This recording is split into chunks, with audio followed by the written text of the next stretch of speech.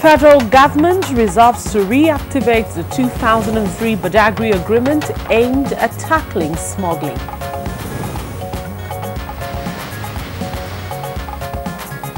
Senate to investigate renewal of tenure of NDDC board members as House passes Council on Climate Change Bill.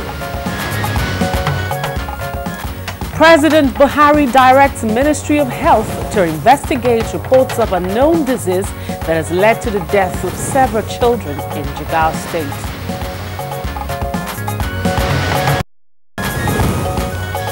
On Good Morning Nigeria today, we interrogate whether state governments should account for their use of the London and Paris Club's reforms.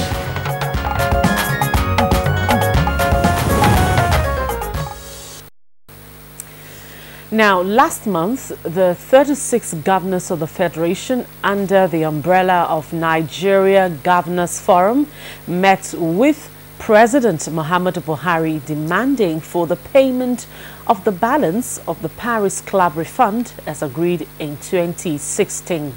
This was after the first tranche of the refund was approved and released late last year.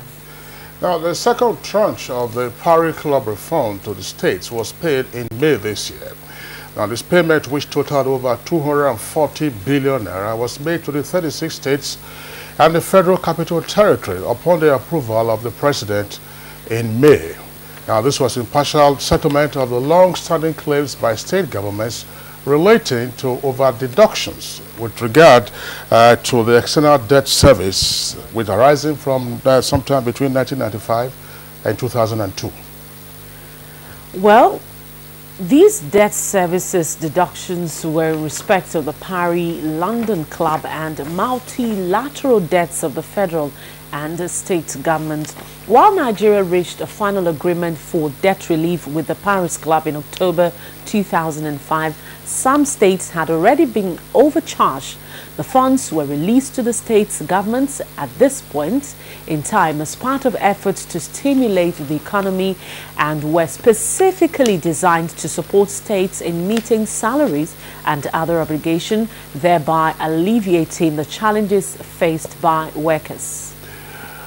But after the payment, the states still were unable to meet their obligations, and this left many wondering. Even the President had expressed concern over the growing complaints and agitations by workers in various states over their unpaid salaries and allowances, in spite of the interventions by the federal government. Indeed, President Buhari did say that the plight of workers in the states needed urgent attention as many could barely survive. According to him, how can anyone go to bed and sleep soundly when workers have not been paid their salaries for months? And also, after the release of the first tranche, a civil society organization, Social Economic Rights and Accountability Projects, that's the SERAP, went to court seeking an order of directing or compelling the government to publish details of the spending on the first tranche. However, the federal government, through the Accountant General of the Federation, Alhaji Ahmed Idris, said it could not make that disclosure. According to the Accountant General at the Federal High Court, now the record of spending of over 388 billion naira, that's with regard to the London and Paris Club reforms by the states, is a matter protected by professional privilege and therefore confidential. But observers are also saying that the pronouncement by the Accountant General is a pointer for the states to, on their own, be accountable to the people and how the reforms have been expended. So the question is, since the federal government does not, as it were, wish to reveal the information, shouldn't the states, on their own, reveal same to the people that they serve?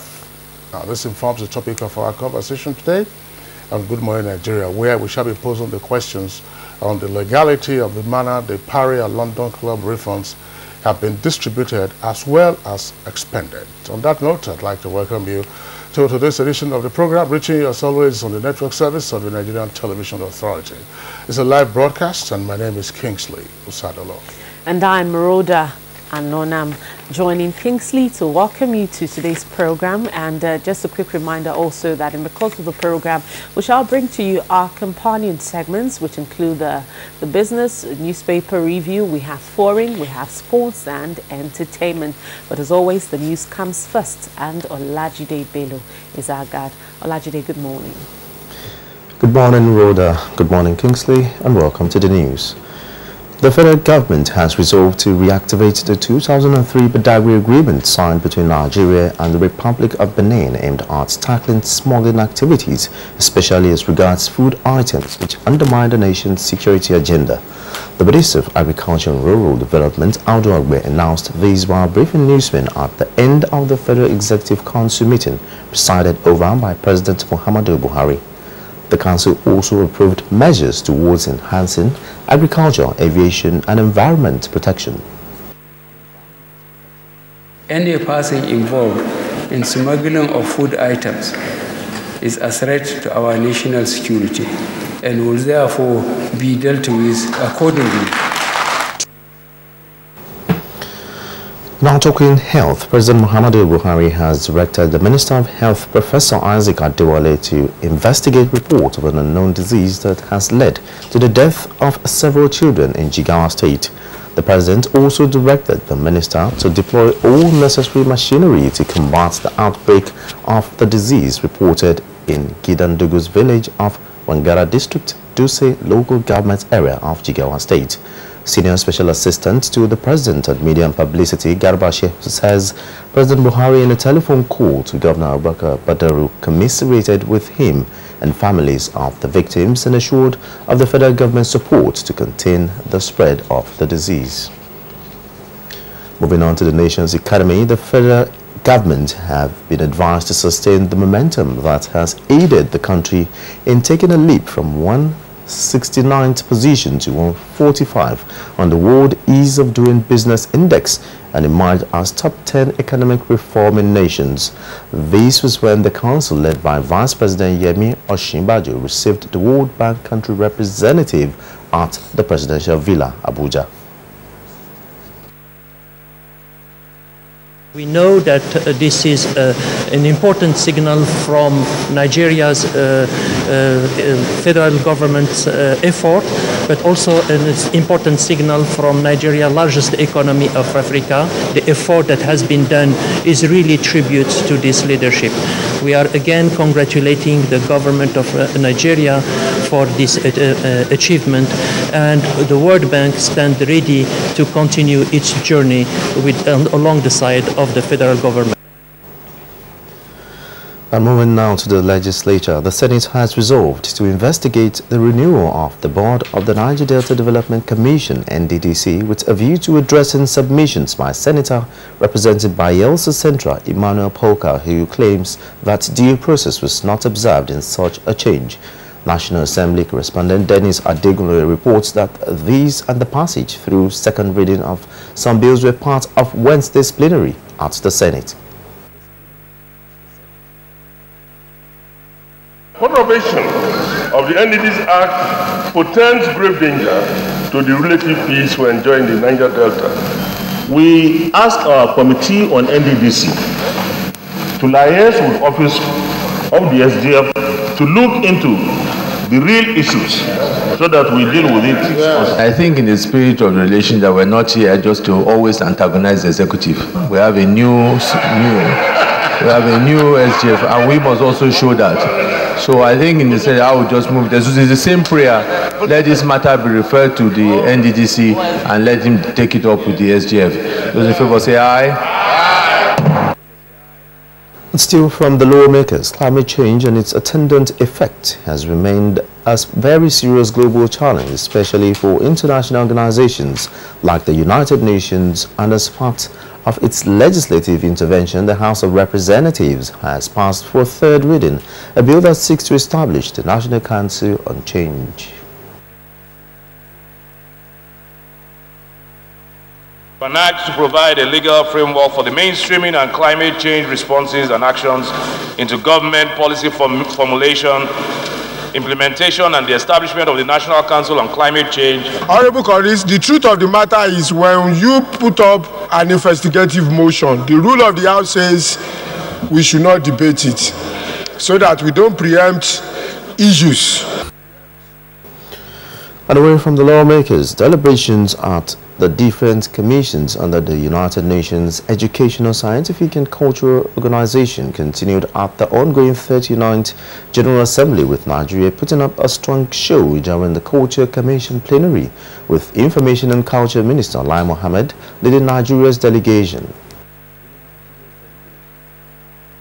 We must start getting the youth involved in our cultural activities. But I think this is one area where Nigeria has been doing very well. The youth have actually taken over the entire creative industry in Nigeria. You know, either music, whether we're talking about music or the film industry, or we're talking about entertainment as a whole. Back home, President Muhammadu Buhari's plan to strengthen the nation's industrial sector seems to be gathering momentum. Industry players and regulators, however, says safety standards must be maintained in the nation's production processes. Fisayo Gofoi reports that Nigeria's nuclear sector is emphasizing safe practices above quick gains. People are not overexposed in the course of either medical examinations or in the course of their work in the industry using ionizing radiation. Well, that's the news for now. Good morning, Nigeria. We'll be back with Kingsley and Rhoda after this break. Unemployment, notably youth unemployment, features strongly in our party's manifesto. We intend to attack the problem frontally through revival of agriculture.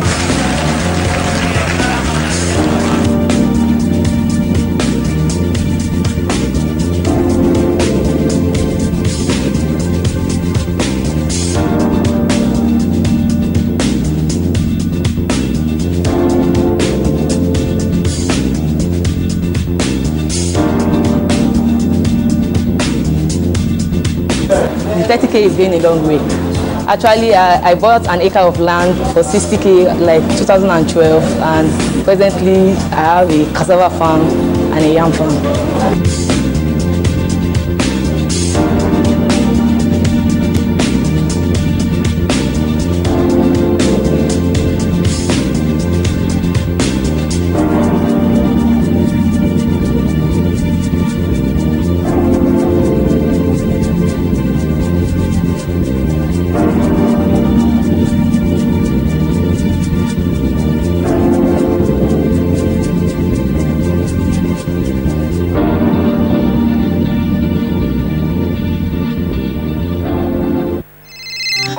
ṣẹ́gun fún mi.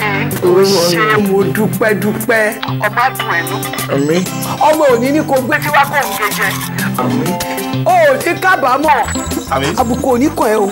Àmín ma. Ayé ò ní rí ẹ mú o. Àmín. O ò ní dààmú. O ò ní ṣìrìn. Àmín. O ò ní rí bí. Àmín. Ó yá wọnú ògo tuntun lọ. Ẹlẹ́dàá mi. Ẹ tàmí yín kọ́. Ṣé ìwọ ti rókun tó gbẹ rí? Kò lè gbẹ bí. Àwọn ò ní sọ̀rọ̀ bẹ́ẹ̀. Ó yá fi sí spíkà.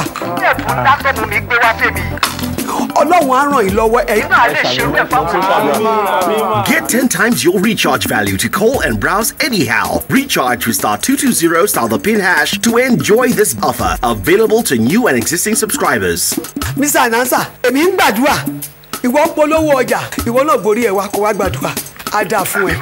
Ṣé orí bó ti ń tajà fẹ́ lòmíì? Àwọn máa sìn. Airtel, the smartphone network. Whenever pain occurs, you want quick relief.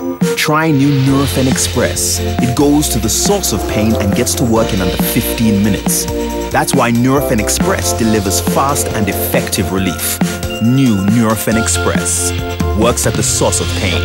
Fast. Being a mom is great, but when your child has a fever, you don't know what to do. I trust Nurofen for Children to take care of my child's pain and fever. Effective relief you can trust. Dettol team is visiting schools to teach children how to protect themselves from diseases. Do you know how we get illnesses like diarrhea, cough, and cold? No! They are spread through germs which are everywhere. You collect germs that cause diseases. You pick up germs from any surface, like when you don't wash your hands after going to the toilet, while playing. And then you can get sick because of germs. That's why you need to fight germs to stay healthy by washing your hands and taking your bath with Dettol soap to protect from up to 100 illness-causing germs. Wash your hands. What you have to do is bath yourself. Dettol soap every day. Wash your hands. Kehinde suffers from indigestion. His twin Taiyi suffers from heartburn. Sometimes it's the other way around, or both. That's why they use Gaviscon Double Action. It soothes within 3 minutes and lasts for up to 4 hours. For double relief from heartburn and indigestion, Gaviscon Double Action. Savlon leaves you free to live more and do more. Living life to the brim. We just want to feel free in our skins. No point in sitting around while the adventure awaits. So we'll be outside. No time to wait. And it's formulated by Johnson & Johnson to kill over 99.9% of germs on skin. Babe, what's up? What you doing? I'll call you back. I'm not an Nadia. Hey, babe, what you doing? What you doing?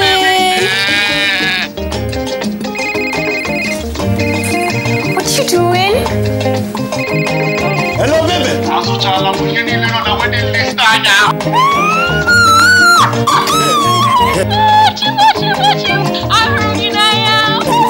It's even seen your cocoa. Even Okuli is here. Get 10 times your recharge value to call and browse anyhow. Recharge with *220 star the pin hash to enjoy this offer. Available to new and existing subscribers. Babe, what you doing? Airtel, the smartphone network. Hello and welcome back. If you just joined us, it's Good Morning Nigeria on the NTA. And now talking business, Nigeria's bond market shrugs off downgrade by ratings agencies Moody, and capital market also gained midweek. Let's get more details from Leah Katun Babatunde.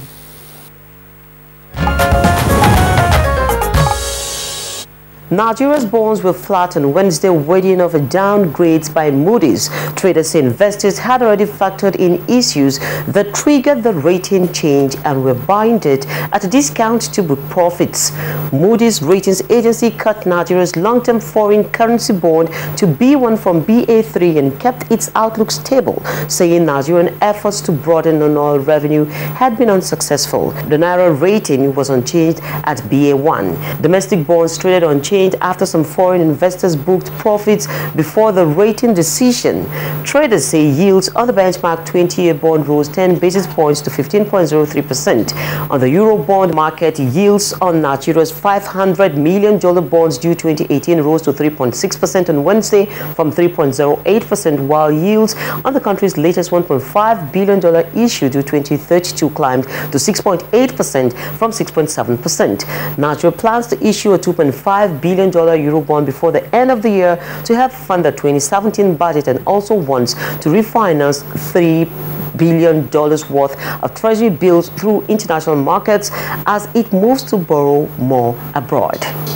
Now, building critical infrastructure remains essential for inter- and intra-African trade for Nigeria and Africa to measure up to other thriving economies and balance trade. Now, speaking to finance correspondents in Abuja, President of AFREXIM, Dr. Benedict Orama, said the federal government is taking the right steps in ensuring access to credit for SMEs and granting support through the Ministry of Industry, Trade and Investment for the setting up of industrial parks by next year.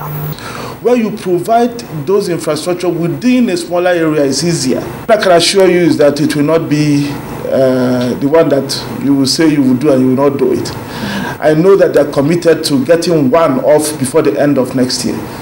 They're working very hard on it. Nigeria is also working to build international certification and inspection center in Ogun State to ensure healthy competition in the international market for Nigerian goods. Now wrapping up, the Nigerian Stock Exchange overturned losses recorded Tuesday to finish marginally higher in midweek trading session. The NSE All Share Index gained by 0.34%. Next is a graphic summary of how trading went down at the floor of the exchange.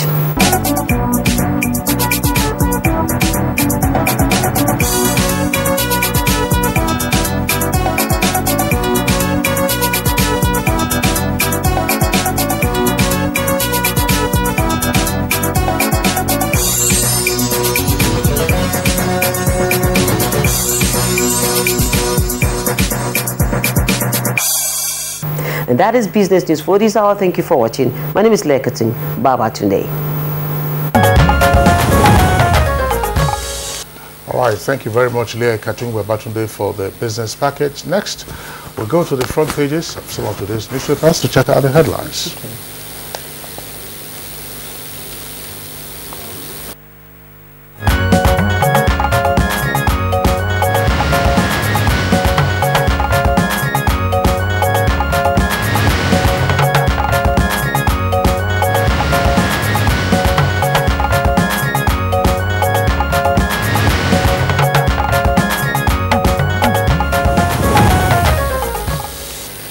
All right, very quickly, let's take a look at the front pages of some of the dailies we have here with us this morning. I have the Nigerian Pilot and the New Telegraph, Kingsley. I have three papers this day, the Authority as well as the Punch newspaper. Yeah, but there's a story, or there are at least 2 or 3 stories that are common to the front pages of all the 5 papers that we have this morning. So we'll begin with you. And that's the summons by the Senate, where they summoned the IGP. That's a trending story on almost all the papers this morning. I'll take the one on Nigerian Pilot first, and it captions it this way. It says, Senate summons, don't question me, IGP Idris. Don't question me, says IGP Idris. And with a couple of riders there, we have powers to quiz you, says Senate. Angst as panel suspends hearing indefinitely. That's the lead story on the Nigerian Pilot this morning, and it's on page 11 of the Nigerian Pilot. It's also a story on the New Telegraph also. But then, Kingsley, let's see what this day this day has that same story as a headline above its nameplate. It says, Tempest flare as IG appears before Senate probe committee and refuses to be questioned. The story is in greater detail on page 6. Now, we also have it on the front page of the Authority newspaper. Above the name flag of the Authority newspaper, it says there, one amongst the 4 headlines with a kicker, alleged corruption. IGP refuses to make oral defense before Senate. That story is in greater detail on page 4. And then if you come to the front page of the Punch newspaper, it's also there right at the foot of the front page where you have a window of headlines. That's at least 6 headlines there, but it's one we focus on. There says, IG appears before Senate, refuses to answer questions. That's on page 7. Now, Rhoda, there's greater detail, of course, about the IG declining to answer questions. It's not necessarily an act of contempt, before the Senate committee that is investigating the allegations of corruption made against the Inspector General of Police by Senator Misau, who is also, of course, a serving senator. Now, what the IGP said was that the matter was already sub judice, and therefore he would not, like to make any oral representation to the committee. Of course, he was represented by his attorney, who is a learned senior advocate of Nigeria. Yes. Well, that's just as he said. It's a matter already in court, and then he's declining to say anything about it until the court is done. Yeah, but then the Senate committee also indicated that, look, the summons, in other words, the investigation being undertaken by the committee itself, preceded the legal action that we are now having, whether it's civil or whether criminal, because the senator who made the allegation is already facing criminal prosecution. But they said, look, the investigation preceded that, and that there's some distinction between the substance of the matters before the court and also the issue, one of the issues that the committee is investigating, namely one of environment. Yes. But then some people are saying that, of course, he has a right to answer to the Senate. The Senate has a right to demand, some answers from him. Yeah, the Inspector General's counsel, that's the senior advocate, also indicated that on behalf of the Inspector General of Police, they had submitted, documents, documents of the committee, and that the committee could then pour over those documents to see any matters arising. But of course, there could be some tempest going forward. Well, another story that is also trending on today's dailies is that of the downgrade by Moody's. And that story is on page 30 of New Telegraph, on the front page of New Telegraph, just below the nameplate there. It's one of the small columns there. It says Moody downgrades Nigeria and federal government kicks. Moody's downgrades Nigeria and federal government kicks. That's a story that's also trending. That's right. There's the lead for this day newspaper, and it says federal government protests Moody's downgrade and reverse plan to sell joint venture oil assets. That's what the federal government, of course, is protesting that. It's also the lead story for the Authority newspaper. It says with a double-decker headline, FG kicks as Moody downgrades Nigerian economy. There are two ideas to that Nigeria now flaunts exit from recession and stable foreign exchange as fits.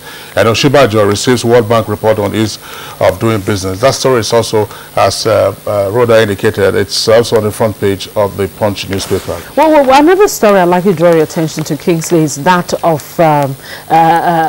it's on the Nigerian pilot, and it's just below the nameplate with the Minister of Health's picture there. It says 70% of medicines circulating in Nigeria fake. That's right. But you have an interesting lead story, I believe, from the New Telegraph. And that's the second one I was going to also tell you about. And it says JAM bans watches, pens, eyeglasses from centers.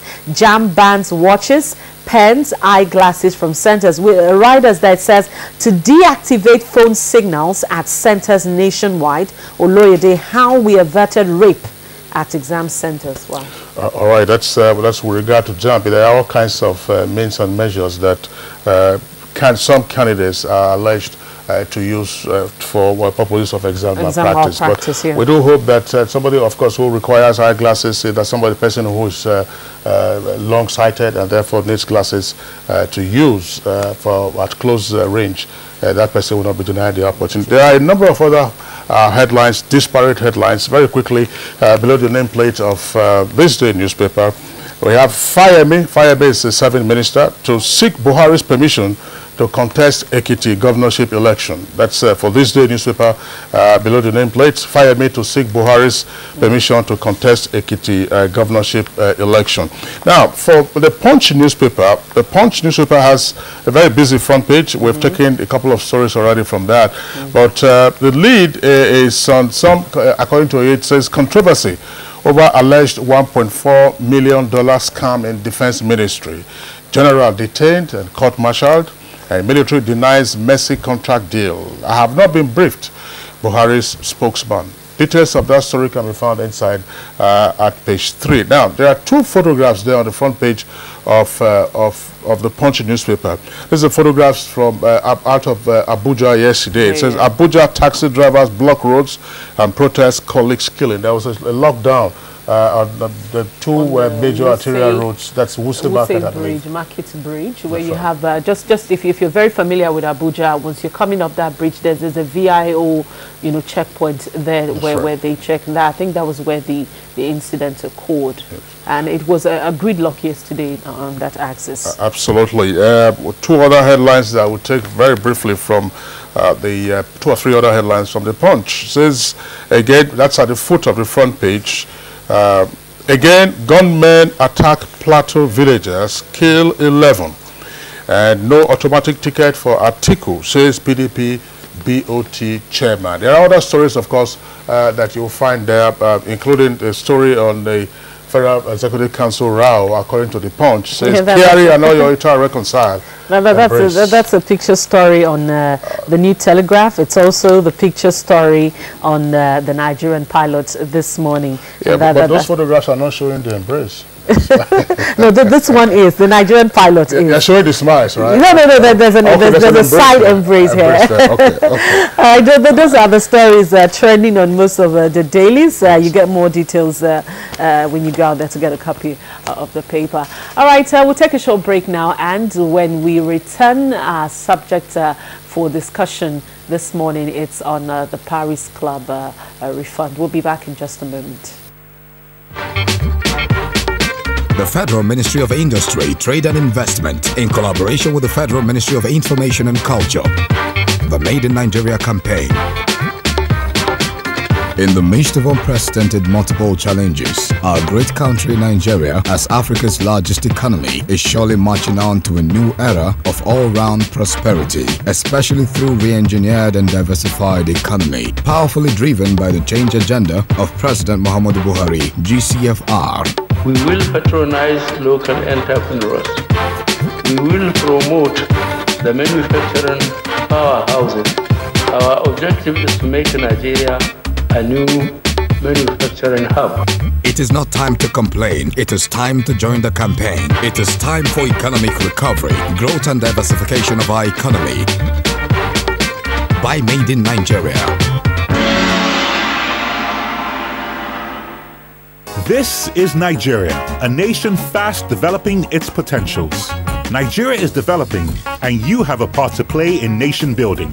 Declare your assets and income today in the Voluntary Assets and Income Declaration Scheme, VADE, which is on till March 31, 2018. When you honestly declare your assets and income and regularize your tax status through VADES, the government will have more resources to build a better Nigeria. Declaration before December 31, 2017 attracts no interest, no penalties, no tax prosecution, and no tax audit. Visit www.vades.gov.ng or the nearest tax office for more information. This message is brought to you by the Federal Government, Federal Inland Revenue Service, and the State Boards of Internal Revenue. VADES, I declare, my duty, my nation. Ṣẹ́gun fún mi. Ó ṣe mo dúpẹ́. Ọmọ àdùn ẹnu. Àmín. Ọmọ òní ní kò gbé tí wá kò ń gẹjẹ. Àmín. Ó ní kábàámọ̀. Àmín. Àbùkù ò ní kàn ẹ́ o. Àmín ma. Ayé ò ní rí ẹ mú o. Àmín. Ó ní dààmú. Ó ní ṣìrìn. Ó ní rí mi. Àmín. Ó yá wọnú ògo tuntun lọ. Ẹlẹ́dàá mi. Ẹ tàmí yín kọ́. Ṣé ìwọ ti rókun tó gbẹ rí? Kò lè gbẹ bí. Àwọn olè ń sọ̀rọ̀ bẹ́ẹ̀. Ó yá fi sí spíkà. Ọlọ́run á ràn yín lọ́wọ́. Ẹ̀yin náà lè ṣerú ẹ̀ fáwọn. Get 10 times your recharge value to call and browse anyhow. Recharge with *220 star the pin hash to enjoy this offer. Available to new and existing subscribers.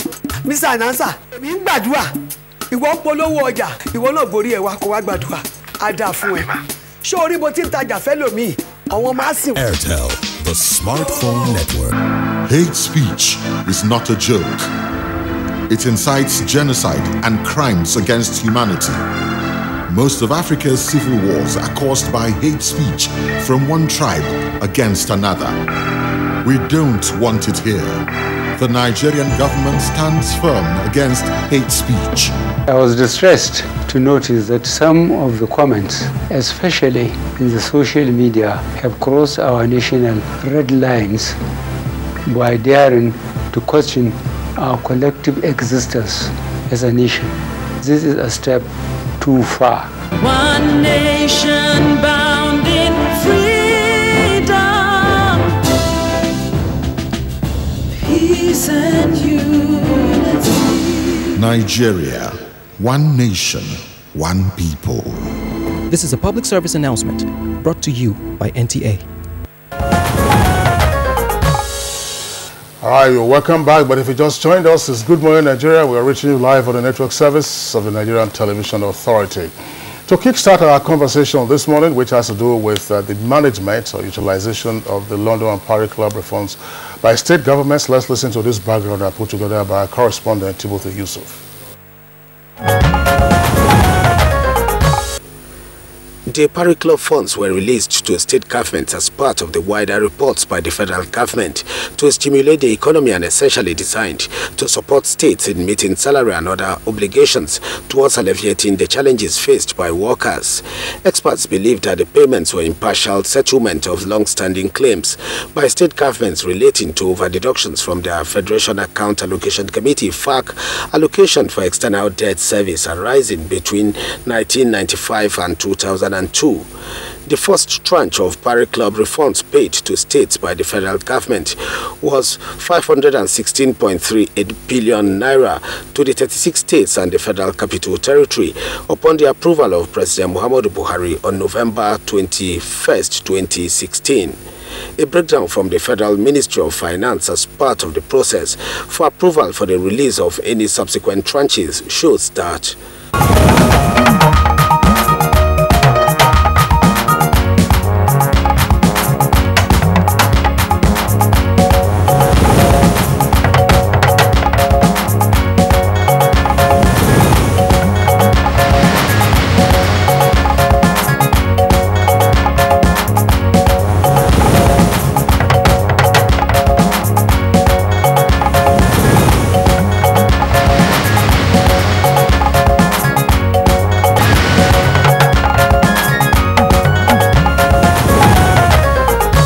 analysts said due to the steep decline in Federation account receipts and the economic recession, majority of states had, however, fallen behind in meeting their salary obligations as the first tranche of Parry Club refund to them, worth 516.38 billion naira, also failed to solve most of the problems of salary and pension arrears.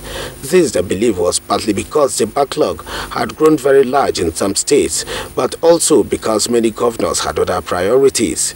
Consequently, the federal government released 243.795 billion naira to states and the Federal Capital Territory (FCT) as the second Parry Club debt deduction refunds to the states. The Federal Ministry of Finance statement indicated that some states, namely Akwa Ibom, Bayelsa, Rivers, Delta, and Kano, received as much as 10 billion naira each, while Lagos and Katsina got 8 billion naira apiece. FCT got the lowest amount of 684.867 million naira. This second tranche came 7 months after the first tranche was paid to the states late last year. These refunds emanate from over-deductions from statutory financial allocations of the 36 states for debt servicing between 1995 and 2015. It will be recalled that in 2005, President Olusegun Obasanjo's administration used the revenue windfall garnered from high international oil prices and cleared the country's debt obligations to the Paris and London clubs. Some Nigerians are, however, keen about knowing how exactly their governor spent the Paris Club refunds disbursement, as a federal high court sitting in Lagos granted Socio-Economic Rights and Accountability Project (SERAP) leave to apply for judicial relief and to seek an order of mandamus directing and or compelling the government to publish details of spending of 388.304 billion naira London Parry Club loan refunds allegedly diverted and mismanaged by states. The federal government in response has told the Federal High Court in Lagos that the record of spending of the London and Parry Club loan refunds by states is protected by professional privilege and therefore confidential. The question is, what is the procedure which the fund is expended, and shouldn't the states be held accountable to the people on the matter? Join us for answers to this and other questions by our guests shortly on Good Morning Nigeria. Thank you very much, Timothy Yusuf, for that background report. And we have joined us here in the studio on this discussion. Our very first guest is Senator Osarime Osumbo. He's a former governor of Edo State. Good morning, Senator, and welcome to Good morning. Thank you. And also we have with us Honorable Samuel Onuigbo. He's a former Commissioner for Finance, Abia State, and Chairman, House Committee on Climate Change. Good morning and welcome to Good Morning Nigeria. All right, also with us here is Mazi Afam Osigwe. He's former Secretary General of the Nigerian Bar Association. Mazi Afam, a pleasure that you're with us on the program this morning. Thanks for having me. Okay. All right, let's begin the conversation with Professor Osumbo. Professor Osumbo, that's been quite some media attention devoted to how state governments have utilized the London and Paris Club reforms, which came as Christian at the time as bailouts almost invariably to state governments on account of the financial pressures that they were facing when recession kicked in. Well, it appears that the more interrogation that goes into the exercise, perhaps the more opaque it all is. Exactly what is happening? Do we have a clear sense of what the states have done, or the money is just gone down the drain? Well, first of all, it is good to underscore the point that this is a refund. It is a refund of monies that had been deducted in excess by the federal government in respect of debts owed by the states. Debts, monies taken by the states, which over a period of time was being serviced. Of course, the federal government was the guarantor of those loans. But having arrived at a conclusion that there was over-deduction, this led to the refund of monies over-deducted. So basically, it is money belonging to the states. Then the question is, what is the legal or constitutional provisions regarding disclosures of monies belonging to the state? It boils down to that. And this is a responsibility directly of the houses of assemblies of the states, in my opinion. Because we are a federation. You know, people have been talking about fiscal federalism, that we need to be more of a federal system rather than a unitary system with the federal government, you know, interfering and deciding what happens even at the state levels. This is a classic example of a matter which is exclusively that of the states and the machinery available at the state level to ensure judicious application of the funds of the state and accountability to the people of the state comes to the fore. The role of the federal government, as I said before, was just because they had to guarantee those loans. But other than that, I doubt if the federal government from Abuja here can pressurize or interfere or dictate to the states in any manner whatsoever how to account for those monies. Quite unfortunately, but the reason, as I said, is because we operate as a federation. These monies belong to the states to the extent that the states cannot question what happens to monies belonging to the federal government. The federal government also doesn't directly have that authority to question how funds belonging to the states have been utilized. But some mechanism have to be introduced to ensure transparency in the application of funds belonging to the states, because they are not the personal monies of the governor. They belong to the people, and the people have a right to ask how their monies are being applied. All right, Professor Osumbo, thank you very much. So let's bring in Mazi Afamosigwe. Mazi, from your perspective, what are the pertinent issues in the lingering imbroglio, as it were, over the effective utilization of the London and Paris Club reforms? I think for me the pertinent question or the issues border on the need for openness, for transparency and honesty in governance. Now, first of all, it's the duty of state governments to apply public funds correctly and proactively let the people know how these monies have been spent, especially when questions are being asked. People are demanding for information and their suspicion that the monies may have been misapplied. The government, in the light of discharge of this duty of honesty to the people, should proactively put before the people how these monies have been spent. Nobody can hide under the guise of, oh, this is classified information. The public has a right to know how public funds are being applied. Now, aside from the duty of honesty and transparency, is also the issue of governance. Where these monies budgeted, were they authorized to spend them at all or in the manner they have? Now, we concede that if the state budget for the particular year has provided that one of the sources of funds of funding the budget for that year it's likely refunds from such sources, the governors will be right to have spent the money. But there's need for, there are enough constitutional checks and balances to ensure that such monies from whichever sources that they get into the coffers of a state government are properly spent and accounted for. And we should not hide under any legal rigmarole to evade this responsibility. And where the people have also demanded for information in this regard, government, in the discharge of that, is duty to be open and honest to the people and transparent, must disclose this without much equivocation or hiding under some legalese to say we are not, the federal government cannot compel us. And I dare say that while the federal government cannot compel the states to account for this money, but where there are records available to the federal government which show how these monies may have been spent, that same federal government has a duty, when there's a freedom of information request, to make this data or information available to such requesting individuals. It's not about controlling the states. It's about making public records on statutory forms available to the demanding public. Thank you very much. But let me get the views of Mazi Afamusigwe. Just as Professor Sumbo said, this... All right, let me get the Honorable Onuigbo. Sorry. Just as Professor Sumbo said just now, these are monies that belong to the state and not the governor. How would you describe its utilization so far? Well, thank you. From what we have read, or what we have heard, it appears that there's a problem with how some of the monies have been applied. And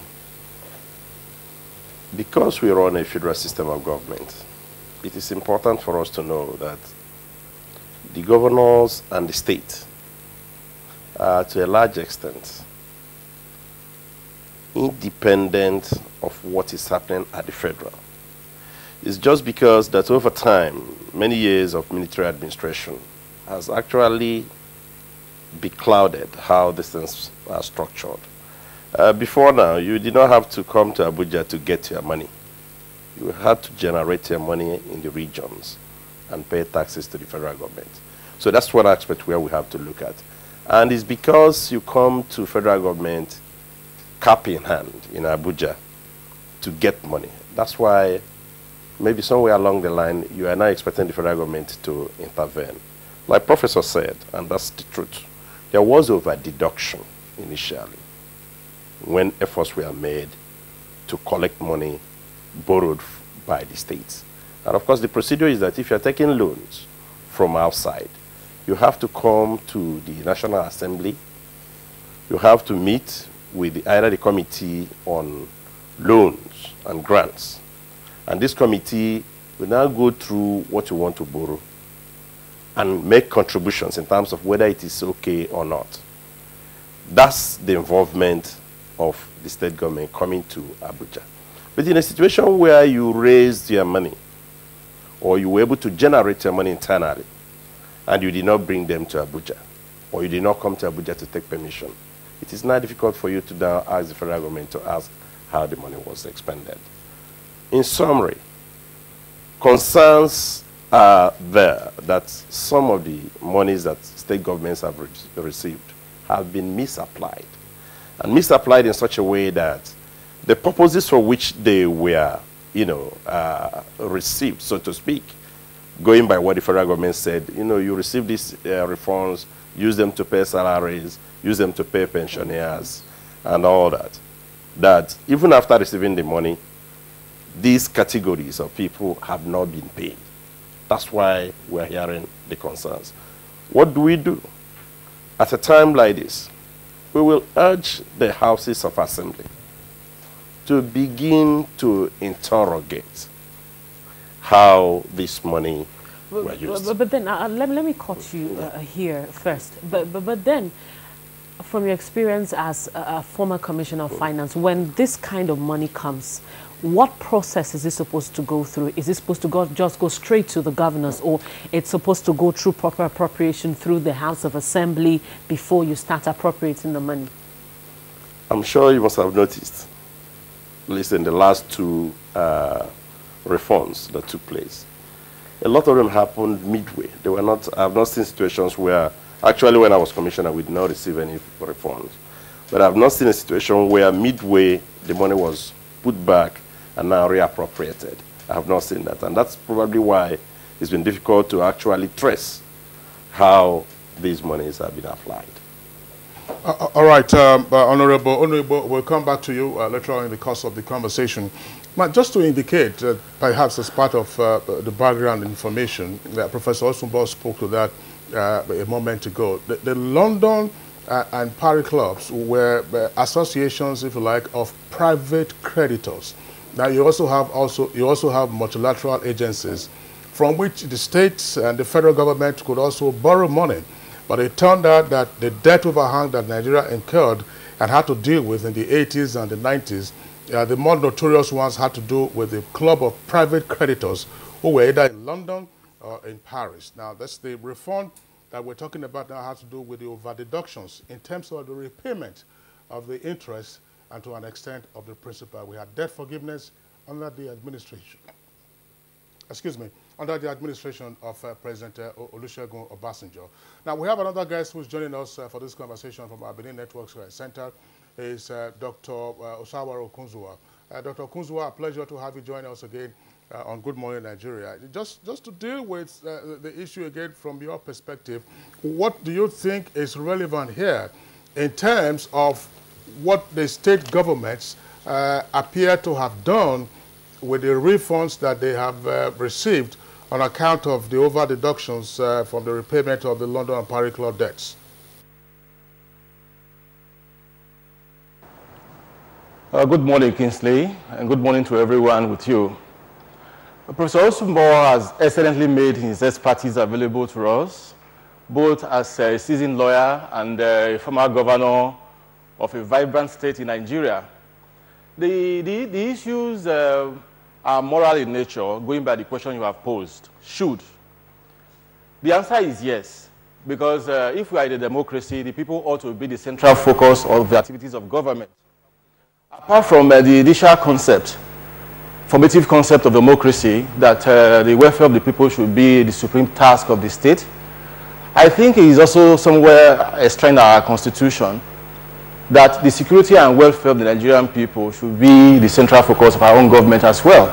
So there is no doubt about it at all. If at any particular point in time the federal government feels the constituent components, the states this time, the federating units, are distressed financially, and some revenue is made available to them, whatever the source of the revenue may be, so long as it's legitimate, and then the revenue is tied to a particular purpose, I think that purpose ought to be fully implemented. And just like your background report said, paying pensioners and workers was supposed to be a way of stimulating the economy as well. So that it had a secondary purpose, apart from relieving the suffering of people who were being owed a backlog of salaries and entitlements. Because just like they did in the Western world when their own economies were distressed, if people have money to spend individually, it keeps the cycle of production going. It enables productivity to carry on, and of course the welfare of people too is also contributed to. So the answer is yes, if you want to dismiss it in just a word, whether still should account for the London-Paris Club refund. But the question will now be, to whom? Again, we have recourse to what Professor Osumbo has already told us. We must remember that states, as subnational entities, are the constituents of the federation. And they enjoy some kind of residual sovereignty within their own sphere. So in this regard, I couldn't agree more too with our friend, the former Commissioner of Finance, that it is the individual House of Assembly that will now hold the executive branch of government to account. And of course, the people themselves should be watching. Whether the people administering the funds eventually meet the expectations of the people will be determined in the first instance whether good feelings are generated amongst the populace, whether public opinion is on the side of those implementing the funds, and eventually, because we are a democracy, whether the voters during the electoral season, if they remember that as a factor, whether the political party will benefit or a particular political actor will benefit about how the funds have been spent. So at the level of accountability, I think it should be within the state. There shouldn't be any kind of interference from above. Accountability, yes, but it must be confined to the institutions of the state and the people of a particular state. All right, Dr. Kunzuwa, thank you very much for your response. We'll come back to you presently on this. Just to indicate that we have another guest who is joining us for this conversation. He is Dr. John Alabi.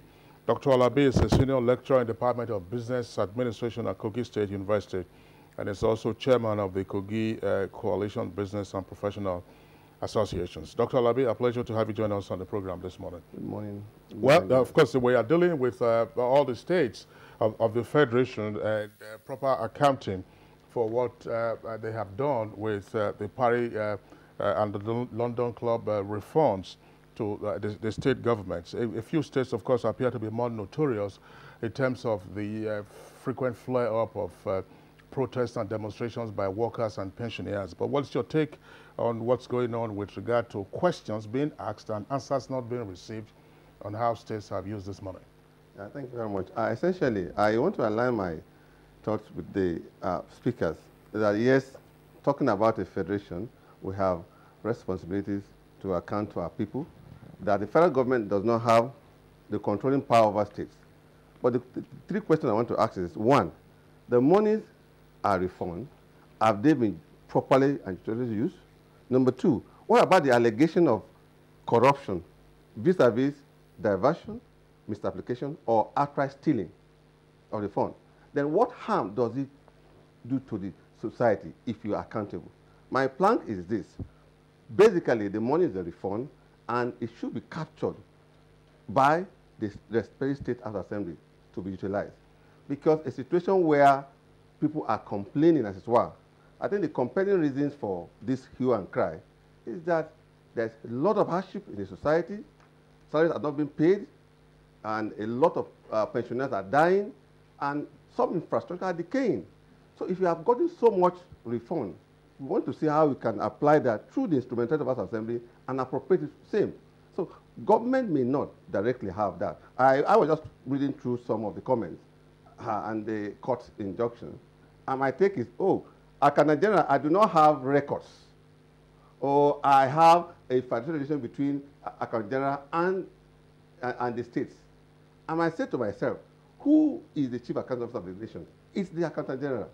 Sorry, Dr. Alabi, we had earlier indicated that aspects of this conversation, of course, remain sub judice.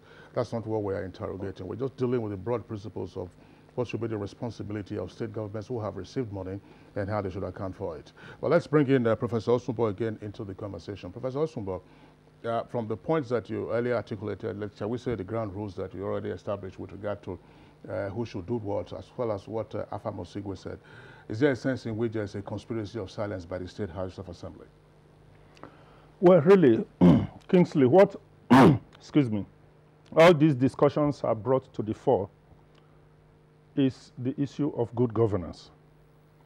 Whether it is talking about corruption that Dr. John Alabi just mentioned, whether it is with respect to the respective constitutional responsibilities of the executive and the legislature, all this boils down to the issue of good governance.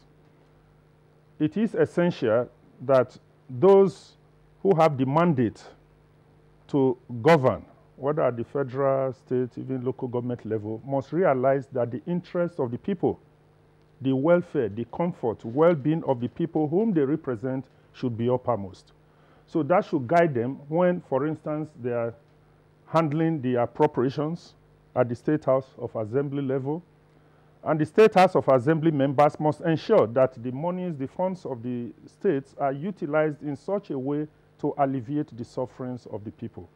And payment of workers, in my view, ranks very high in the list of priorities because it's recurrent expenditure, by the way.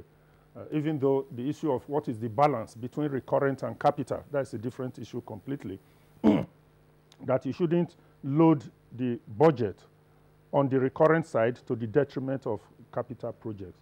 But a situation where workers are being owed, in some cases, upwards of 1 year or more is really very pathetic. And I would believe that those charged with this responsibility at the state level must be very mindful of this and ensure that whatever funds are available are utilized in such a way to reflect these priorities in ranking.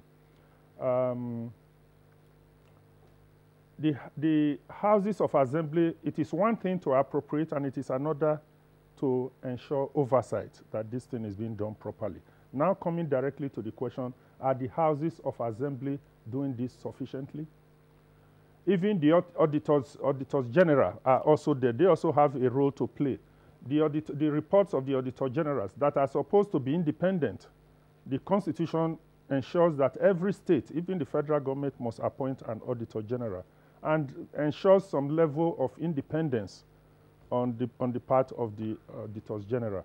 Are they able to report back to the people to say, yes, for the year 2016, this was how the funds of the states were utilized, and the people can see for themselves. But it may be that the auditors general are not actually performing their role, their functions independently. So as I said before, this is issue of good governance at every tier and every level, both on the part of the executive, starting with the governor, the part of the houses of assembly members whose duty is not only to appropriate, but through the exercise of oversight function, ensure that these monies are judiciously applied. And those other entities like the Auditor General to ensure good reporting to the people whom they are meant to serve. All right, Professor Osumbo, thank you very much. Afam Osigwe, let's get your thoughts on this. Is there a conspiracy of silence in the State Houses of Assembly? That's the first leg of my question. The second leg will be to bring in the perspective now of the Auditors General. Is there apparently or seemingly public hysteria over how states have utilized this when there is instrumentality of the annual report of the Auditor General to be tabled before the State Houses of Assembly, indicating how the funds of the states were expended? Well, thank you, Kingsley. I am expecting the State Houses of Assembly to wake up to their responsibility will be an exercise in futility. The State Houses of Assembly have become the biggest victims of our current democracy. They have continually become weakened, and some liken them to stooges in the hands of the governor. Now, you may want to contradict me, but reports from various states show that there is no robust debate from the State Houses of Assembly, so we should not expect anything from them. And I will keep insisting that the federal government can, in the exercise of its investigative powers through organs like the EFCC, inquire into how these monies have been spent, especially when allegations have been spent, when some of these monies are allegedly being traced into private pockets, into the acquisition of properties not belonging to government, into so-called bogus payments for consultants. Now, I do not know to what extent such records are presented, auditors' reports are presented before State Houses of Assembly, or how willing state governments are to allow the public access to them. And I think this goes beyond saying this is person's responsibility. It is all our duty to ask questions, both the civil society and the organs that can. We should not be looking at subdued and weakened organs of government to do a function we know that they will never do. State Houses of Assembly, whenever a state governor does not want a speaker, the speaker gets removed. Whenever a state governor does not like the goings on in the State House of Assembly, the house is locked up, and we have witnessed it in Kogi, Ondo State, and many places. So let us not suddenly wake up to realize that our State Houses of Assembly, they cannot do anything. These monies have not been properly utilized. And evidence of this can be found in the mere fact that these funds were released to states for the payment of salaries, and yet in most of these states, salaries are still being owed. What were the monies utilized for? Who used them? For what purpose? How come people are being owed when money to pay them was released? How come there are no infrastructure being put in place in these places? How come people are dying and committing suicide? And yet people collected huge sums of money that could have helped solve these problems. We should not wait for anybody to say the state, EFCC can investigate, they can trace how these monies went, can trace where they ended up in, can ask relevant questions. And nobody should hide under the fact and say, oh, it's not my responsibility. It is where there are allegations of crime, the powers of the federal government to question how these monies have been spent is immediately activated, and we should And we should capitalize on that when we know that there's incapacity or inability or willingness on the part of the relevant organs in the state to do the right thing. All right, thank you very much, Mazi Afamosigwe. I'd like, Honorable Samuel Onigbo to also speak to this. What's your view on this? Are the state houses of assembly kind of a conspiracy? Because no house of assembly is actually debating this issue right now. Thank you again. It still goes back to what I mentioned in passing earlier, which is that we had so many years of military dictatorship, which helped to complicate the operation of federalism. And consequently, the things that we learned from the military, with immediate dispatch, with alacrity, and all that, they're still hanging over us. And this is part of the reason why you are not getting robust activities within the sub-national entities. Let me say that to some extent, the houses of assembly have not actually lived up to expectation. In some states, we have also witnessed some difference, some encouragement. But in all, one would really expect the houses of assembly to ask questions, especially when monies have been released for specific purposes, and these monies were not used for those purposes. Leaving a situation where when you said you were going to pay salaries, you did not pay the salaries. The same thing is still coming up over and over again. That should be a clear source of concern to give rise to either a query or an investigation. Now, you've mentioned the issue of the Auditor General and all that. We have to work to ensure that we get back to a democratic process that allows the organs of government to function very well. That we do not have right now. And that is why when I listen to my brother Mazi Osigwe, I share the frustrations and concerns of all Nigerians. But while we are doing that, we should also be cautious of our efforts of asking for direct interference or overload. I just talked about a situation where we used to come as a commissioner for finance, come to Abuja, FAC, to receive money. But this is a nation of about 180 million persons. I do not know any state that is not up to 2 million persons. But in some other parts of the world where you have countries that are less than 1 million persons, you still can find those countries on the map of the world. And not only that, you respect them due to their economic activity. Over time, we've lost the strength to be able to use something like internally generated revenue to run our states. Well, yeah, Honorable Onigbo, yes. Thanks a lot. Let's return to the question of the role of auditors general. And you were saying that if we allow democracy to function, then institutions of government will also run well. What has democracy got to do with the proper functioning of the office of the Auditor General? Simple. I mentioned that because I know that the way the appointments have gone on over time. I'll give you one simple example. Let me use one state, where the Accountant General was very active, much more powerful than the Commissioner. And when we came for a Finance Commissioners Forum in Abuja, the issue came up. And the most experienced Commissioner of Finance then amongst us just asked a simple question. How was this individual appointed? Did he grow through the ranks to earn his position? Or was he leapfrogged from somewhere to superintend over others? And when the answer was the latter, it was obvious that this was somebody who was appointed to serve the interest of the appointer and not necessarily the people. So if we run our system very well and allow a democratic process, let me finish. Sorry, just for the benefit of our viewers, let's get a clarification. Yes. The example you just cited now would appear to be not exactly appropriate. You're talking about the Accountant General versus the Commissioner for Finance. And the issue has to do with the Auditor General. it's the same line. I'm just talking about appointment of people into position, where because we are used to this idea of military dispatch, not following laid down procedures in appointing people, you now either bypass the person who is supposed to be there to bring in someone who is going to serve your purpose.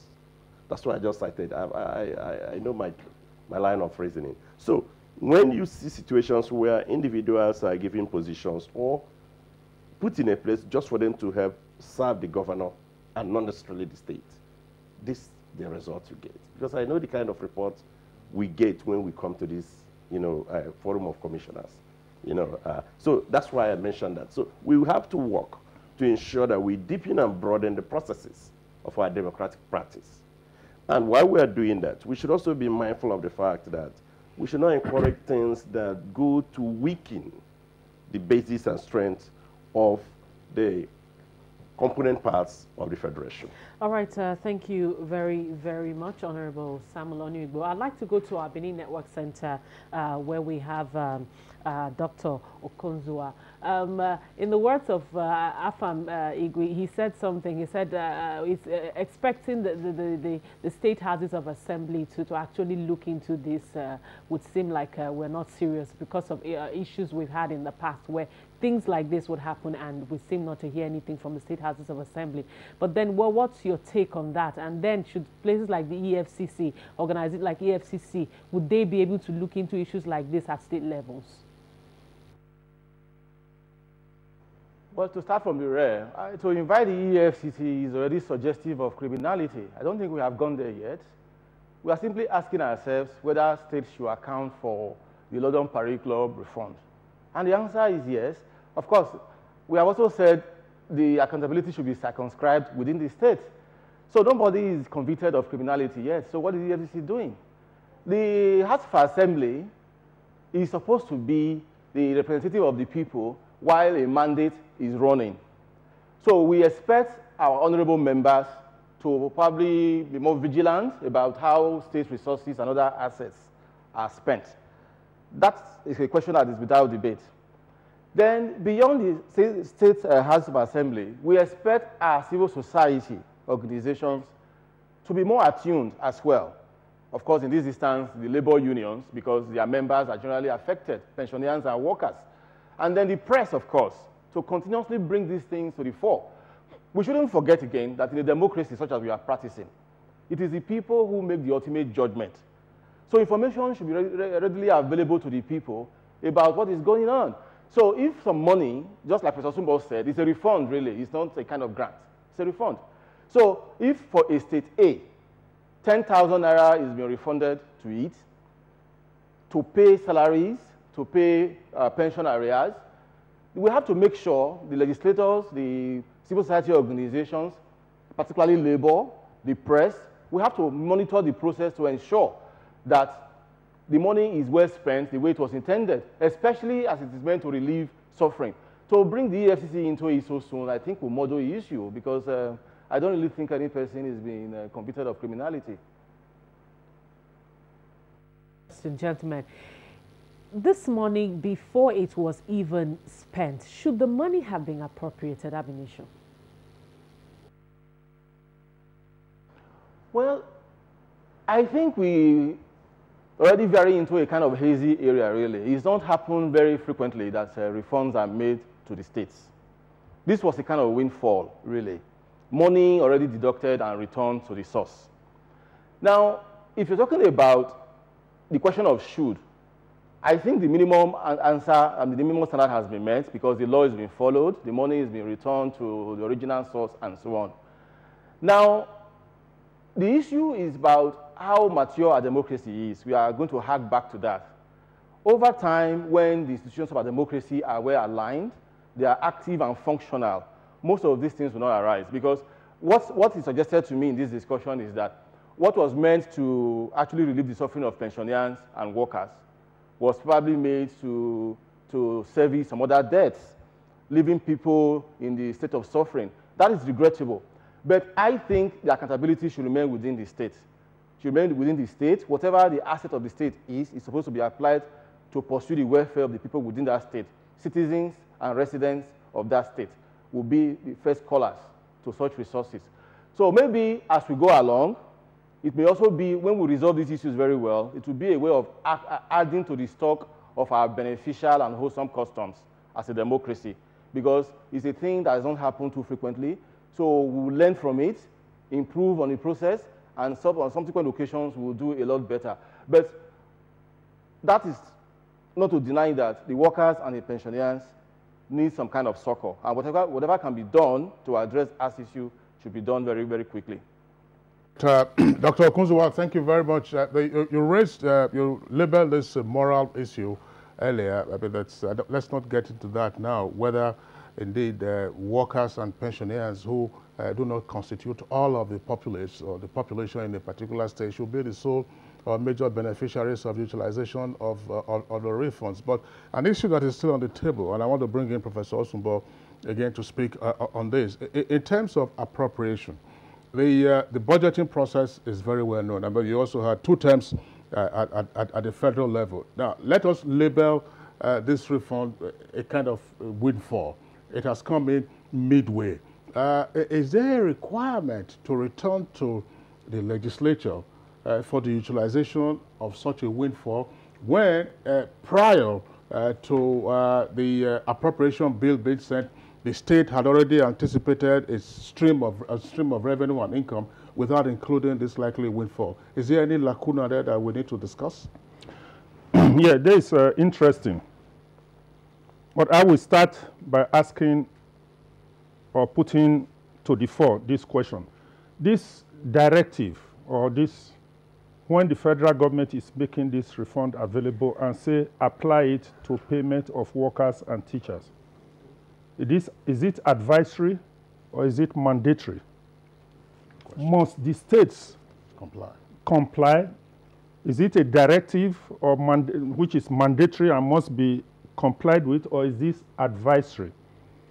In my own opinion, I believe it is advisory.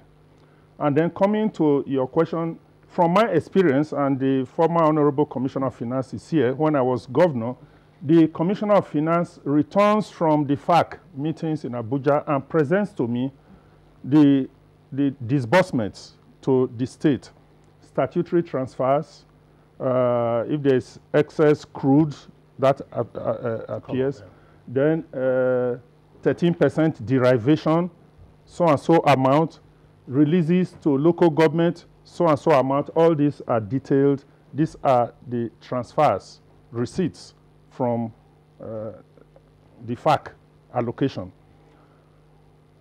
It is this that is captured, all of this, that is the state share of it, not the local government, but the local, they just tell you that local governments in your state have so and so. So it is those funds that are listed, normal statutory transfers, derivation, excess crude refund, Paris Club. I believe this Paris Club also refund will also appear under that column.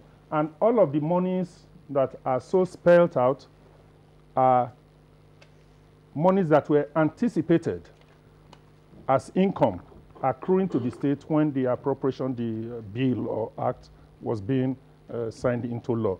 So I don't think that it will require a supplementary appropriation bill or a separate appropriation or separate approval.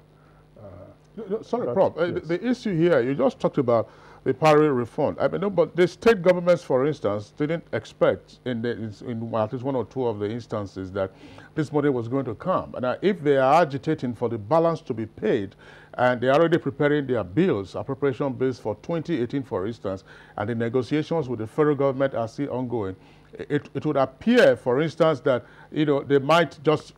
It would appear, for instance, that they just might, begin to wait for what the federal government will give them, or they say, okay, prepare the appropriation bill, which becomes law, and then when the refund comes, it is captured or branded as a windfall. The issue there is, how do you deal with that kind of windfall? Let us say loosely now, let's say savings that you just received, without knowing that, in fact, you have made that saving. From my experience, what normally happens is that the income or revenue accruing to the state is usually short of what is appropriated, usually. But when this kind of monies come, like during my time, we had this excess crude refund, which came as a very big relief then. And it was utilized in the normal manner that other transfers, receipts from the federal allocation were utilized, because it comes as disbursements or revenue available to the state. Just that it is indicated, the source. Like, I remember that excess crude, it was indicated 5 billion for excess crude. Normal transfers, maybe 1-point-something billion or 2 billion. By the time you add that up, maybe available to the states for that month is about 7 billion. To the local governments, maybe about 2.5 or 3 billion. Those monies are available to be utilized in accordance with the appropriation. But just a final, well, I don't know if we are finalizing yet, just to underscore the point that what all this boils down to is the need to strengthen our institutions. Because the issue of EFCC is being mentioned. EFCC is a federal institution.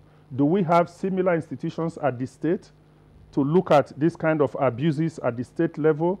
There is a fiscal responsibility bill, which was passed by the National Assembly here. And at that time, states were expected to pass. I'm sorry, I'll have to cut you here. Okay. I will come back to that. Okay. But then I'll quickly just like to get the thoughts of Mazi Osigwe. Should any funds belonging to a state, should it be spent without appropriation, even if it's a refund? Well, whether I call it a refund, simply put in another way, is a repayment. So if it is not authorized by the appropriation bill law of the state, it can be spent. But I should say this too, we should not also lose sight of the fact that a budget is a mere estimate. The issue of whether it is an approved spending will arise if the government or governor of a state applied it to an item that is not approved under the budget. But when it is appropriated in that regard, that's fine. And I'll just say at this point, I agree with Professor Sumbo that the advice by the government that this money be applied towards paying salary is advised, not mandatory. But I think the issue being raised is not necessarily whether this money was really used to pay for salary, but that they were applied to things other than for public good, other than for the benefit of the people of the state. I think these are the issues. And that is why the suggestion of criminality has come in, and why I talked about EFCC investigating.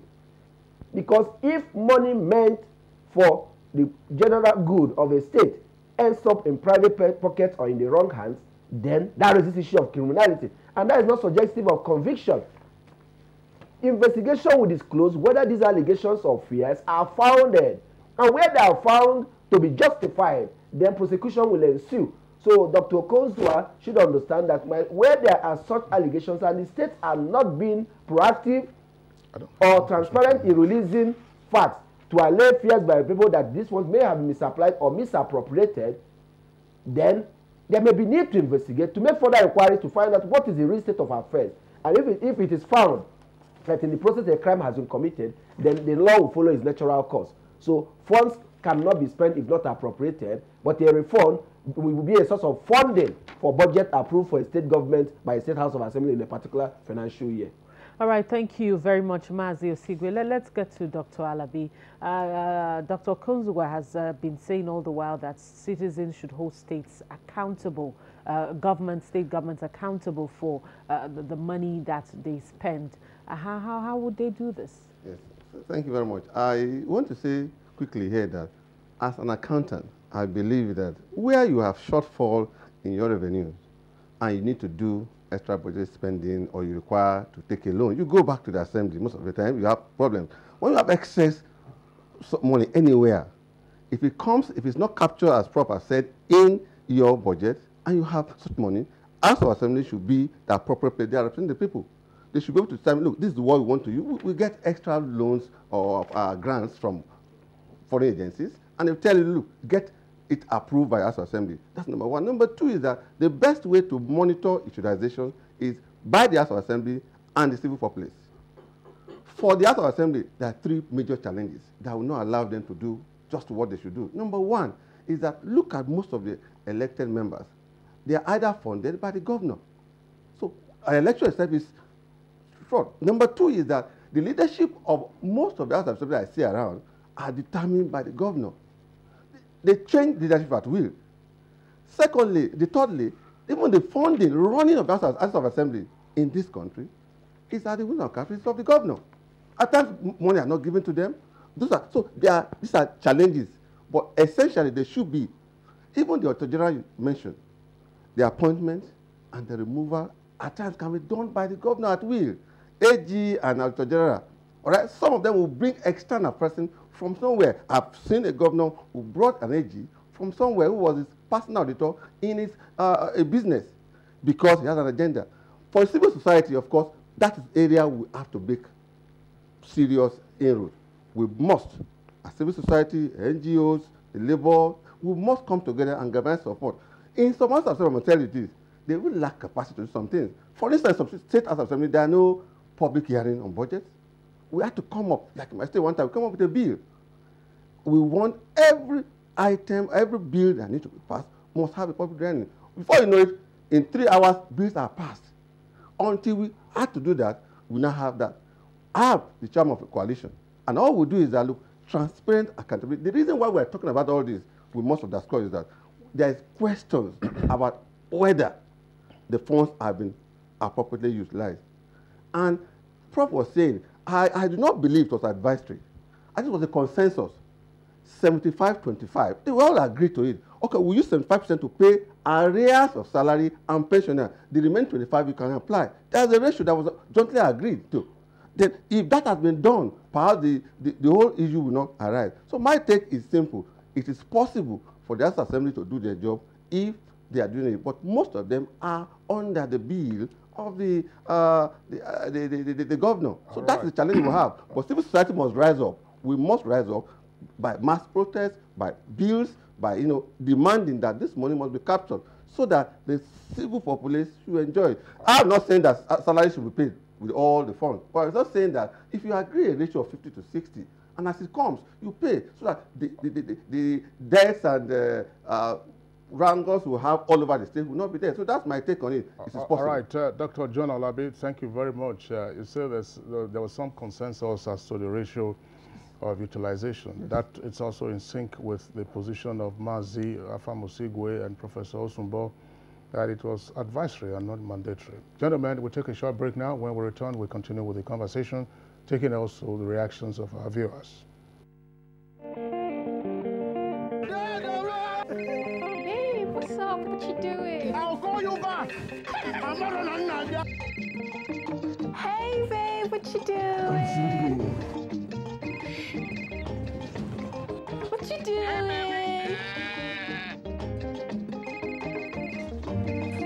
What you doing? Hello, baby.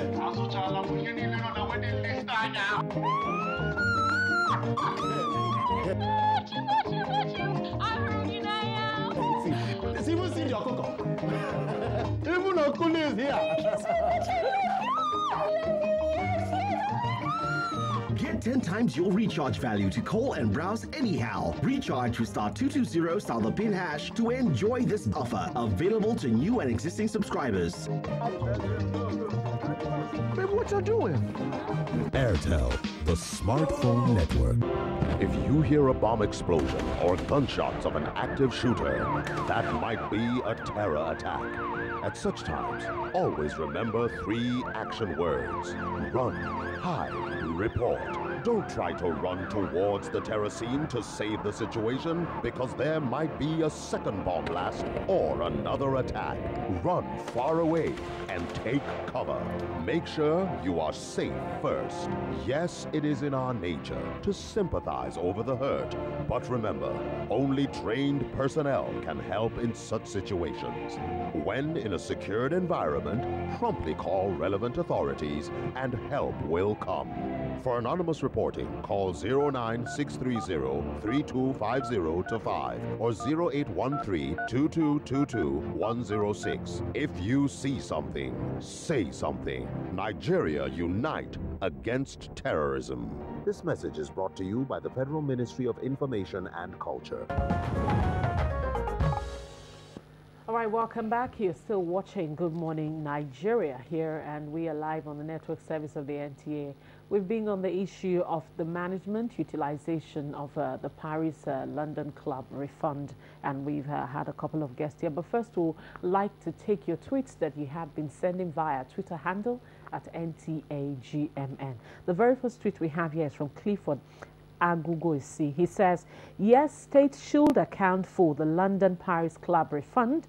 The question to raise at this point is, do states have the necessary machinery in place to ensure accountability? Well, that continues. It says it does not matter how the tranches of recovered funds are paid without due process followed by fund managers, everything will come to naught. Yes, another one from Suleiman Babagana says that the question whether states should account for the London and Paris clubs refunds. Yes, by so doing, the states that effectively utilized it will be praised, while those that did not could then be sanctioned. Now, the federal government should embark on follow-up strategy to ensure the effective utilization of the funds by the states. Well, of course, that's not what our guests are indicating at the moment. Perhaps that's not the responsibility of the federal government. Festus Akimboyewa tweets, Nigeria can be an exceptional country in many ways if those handling public resources in government work to high standards of probity. Therefore, states should account for London Paris Club refund. And this is from Jibril Naina. It tweets to the question, why not? Now, it's a democratic system, and there should be accountability, and the records should be published. And this one is from James Oluwatosin. James Oluwatosin tweets, there is a need for states to prove themselves right by giving accounts on how the money was spent. And Festus Akimboyewa again, there's a lot of sense in states accounting for the refunds so that Nigerians will know whether the governors properly spent the funds. Mogbola Hombabs tweets, it says, until our leaders know that they are accountable to the electorates, they'll continue to treat the citizenry as if they're doing us a favor. They are held in high esteem on trust to make them accountable, and we witness some sanity. And this is from Ire Kalu. Ire says, I think states should account for the refunds. Now, most states no longer pay salaries unless they get Paris Club and London Club refunds. And this one, the next set of tweets, signing Michael Omokoji, tweets here. Okay, no, this one is from Abdurakim Duro, and Abdurakim Duro tweets. It says, our system is deliberately designed to fail, to allow for impunity and corruption. The AG and state houses will not be able to carry out their statutory duties because they're so poor and look forward to survive at the mercy of the executive. Amino Omar tweets, if state assemblies cannot do their work, it is now left to CSOs, that's civil society organizations, and the media to use the Freedom of Information law to hold governors accountable. Jubrila Naina tweets, my guest Mazi Afam, you're saying well, they just put the monies in their private pockets and fund their own ambition. And this is from Shitu 10, that's the handle there. It says the federal government cannot be the one to explain how states use their money. State citizens should hold their governors accountable. Oshun and Kaduna posted how they distributed the Paris refund on social media. MCEJ Jive, he tweets, generally the state should account for every internal and external support gotten.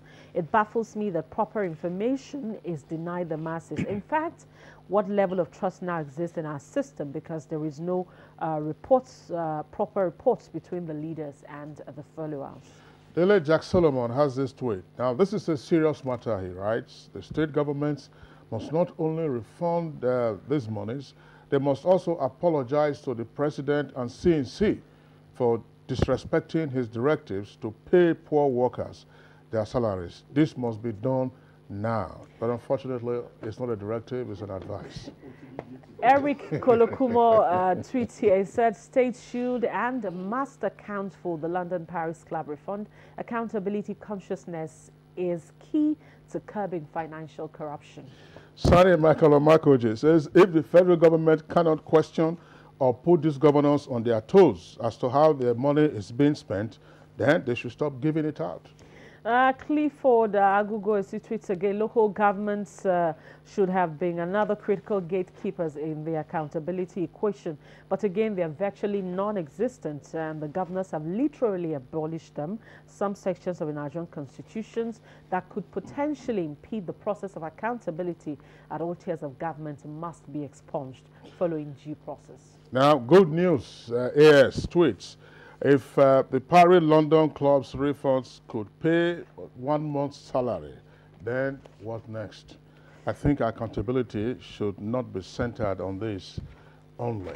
Well, those are the set of tweets that we have from our viewers who are still watching, and we have all our guests still in Benin and 4 of them here with us in the Abuja studios. Let's perhaps discuss a bit speculatively. My question is going to Honorable Samuel Onuigbo. There have been, Afam Osigwe has indicated in his comments that, oh, the governors, some of the governors have utilized the money paying consultants, paying all kinds of persons. Can we perhaps sketch what may have happened? The money comes like this. It's always, of course, is the accountant general's business to receive money and then to also disburse. Can we speculate as to probably what has happened? Are there debts, unknown debts that the governments are, state governments are servicing? Are there ISPOs, that's the irrevocable standing payment orders, that the money gets into your account, well, the banks take it, and then they're in this distress? Thank you. Well, before answering your question, I would like to emphasize the fact that the organs that make up our democracy today, I said it at the beginning, a lot of them are weak. And I listened to Dr. Alabi when he talked about the state houses of assembly being at the mercy of the governors to get their money.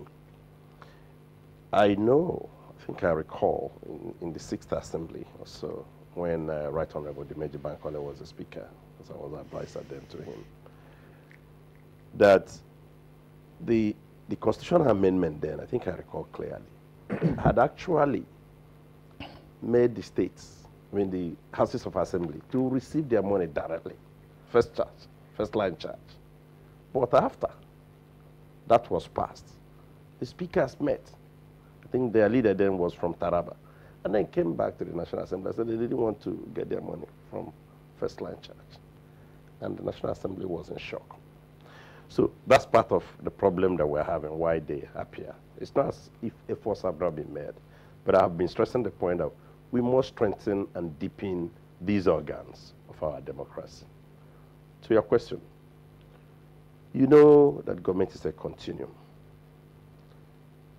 Some of the dates that we are talking about now were actually incurred during the military administration. Some of the borrowings that took place then are part of what we are saying, well, the deduction was over when they were made. Also during the Second Republic. Absolutely. But after the Second Republic, you had another very tough military regime. I've been referring to that from the beginning. So we have to pray and work to deepen our organs. Since government is a continuum, and you came in as a governor and met outstanding indebtedness that are supposed to be serviced, of course, if they have the potential to actually knock down the system, if they are not serviced, if you get money, maybe in this form, you are bound to service such debts to ensure that the system is still running a little bit, no matter how slowly it's going. So in terms of speculation, yes, there could be such situations, and I know that such situations actually exist. But perhaps it's not enough to stop you from at least taking care of the basic reasons why the reforms were. Yeah, and debts to be serviced in the course of any appropriation year will also have been indicated in the appropriation bill, Professor Subo. True or not? Certainly. All right, let's return to our Benin Network studios. Dr. Osawaro Kunzua, the point has been articulated, and you have also touched on that with what should be the role of civil society organizations. Assuming this were a federal matter, I mean, chances are that by now we would have had thousands, if not a million, NGOs and civil society organizations protesting or holding rallies at the National Assembly, holding rallies at Unity Square, and also trying to storm the Aso Villa. Why is it that we do not appear to have civil society organizations also at the barricades in the various states? Yes, we have heard labor say this and that in terms of payment of worker salaries, but with regard to the proper accountability for this, why do you, in your opinion, think that civil society organizations would appear to be as weak as state houses of assembly? Well, the first thing I would say is to reflect on whether they are aware of the enormity of the problem or not. We have to be sure they are aware. And even if we were sure they were aware, we also have to consider their priorities to them. Civil society organizations are generally voluntary. So they will determine the kind of subject that will occupy their attention at a particular point in time. Now, the weakness of our civil society network cannot be detached from the infancy of our democracy itself. It is to be hoped down the road that all elements of democracy, civil society, the different organs of government, the citizens themselves, will take democracy more seriously, be more vigilant, and make demands of those they have conferred their mandates upon to perform, especially when they have entrusted resources to them. So for civil society organizations, I'm not in a position to blame them since they are voluntary. They are not even paid. But for House of Assembly members, I actually expect them to show more courage. They come from different constituencies, even as they make laws collectively on behalf of their different states, to actually pay attention to the welfare of their constituents and their fellow citizens in a particular state. Because we have already dismissed the issue that the federal government's insistence that workers and pensioners should be paid was arbitrary. But if we are discussing an issue of morality, we should not discount the very importance of moral suasion. If you are owing contractors and you are owing workers, who should actually gain priority? That is the issue here. I know contractors may have to service their loans from banks for their contracts and so on, but I don't think the priority should actually go to them. It should go to the workers who probably just scraping by. And then for me, our investment ultimately is going to be in our democratic project. We don't have any alternative to it at all. All citizens must be aware that you cannot vote a person into office and go back and sleep, hoping in 4 years' time all will be well. You have to be vigilant. You have to take people to task. Every person belongs to a constituency.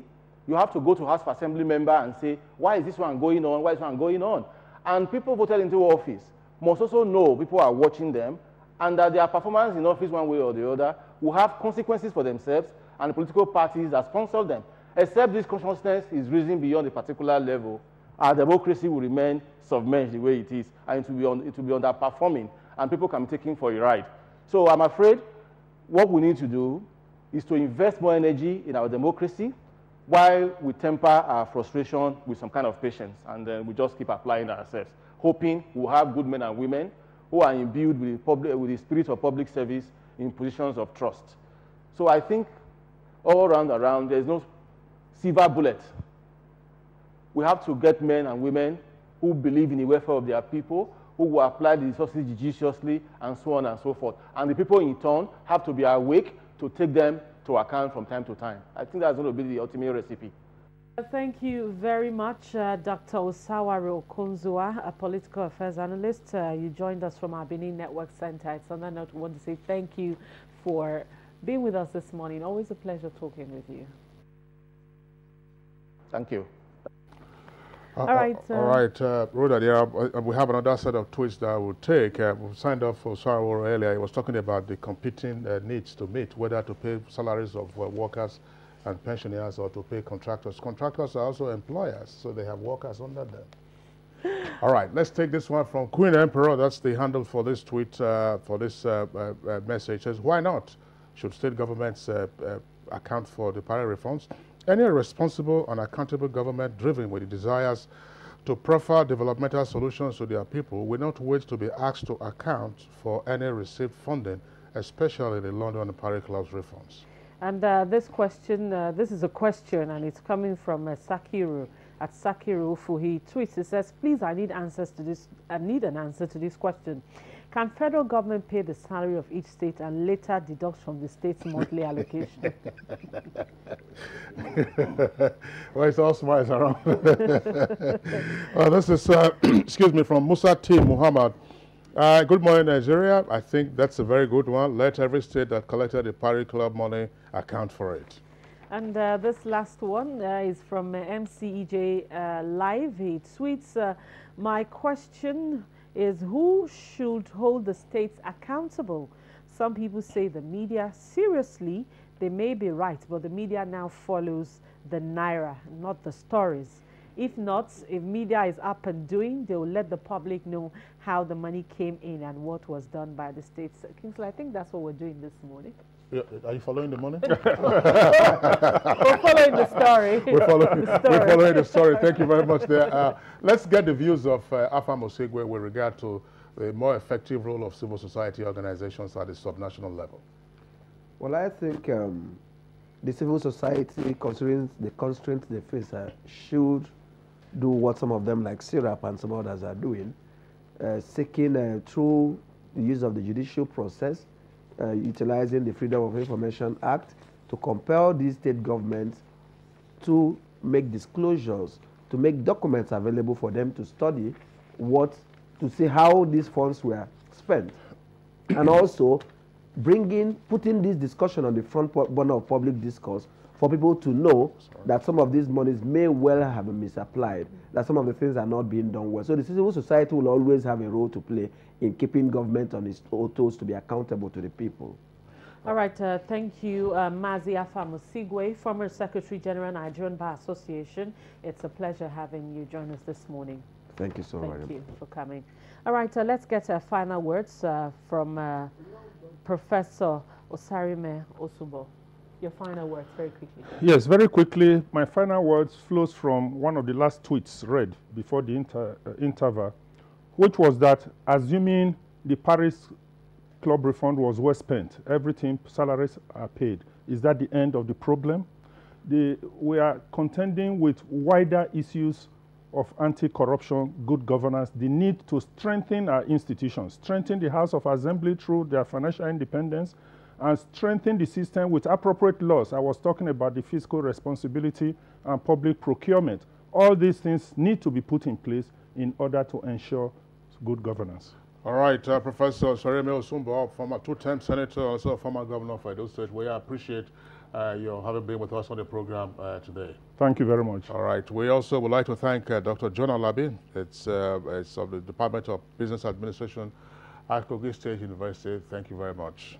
Our thanks also to Mazi Afam Osigwe. You've already been appreciated by my colleague Rhoda, and Honorable Samuel Onuigbo, former Commissioner for Finance in Abia State, and also at the moment is a member of the House of Representatives, where he chairs the Committee on Climate Change. And Kingsley, you know, it's quite interesting to also let our viewers know that quite a lot of tweets have been pouring in concerning this particular issue, and we thank you so much for sending in your tweets. We can't take all of them. There's so much. That's the interest that people have on this issue. Absolutely. As always, that's the way it goes. We appreciate your contributions to our discussion. Let's go now to our complimentary segments, and we join Victor Azu for sports.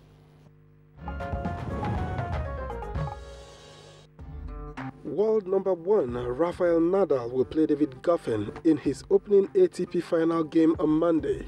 Spaniard Nadal has been grouped with Belgium's Goffin, Dominic Thiem of Austria, and Bulgarian Grigor Dimitrov. The first group begins on Sunday with 6-time Swiss winner Roger Federer playing Jack Sock of the USA and Germany's Alexander Zverev against Czech Wimbledon finalists Marin Cilic. The best 8 qualified singles players and doubles teams from the tour go head-to-head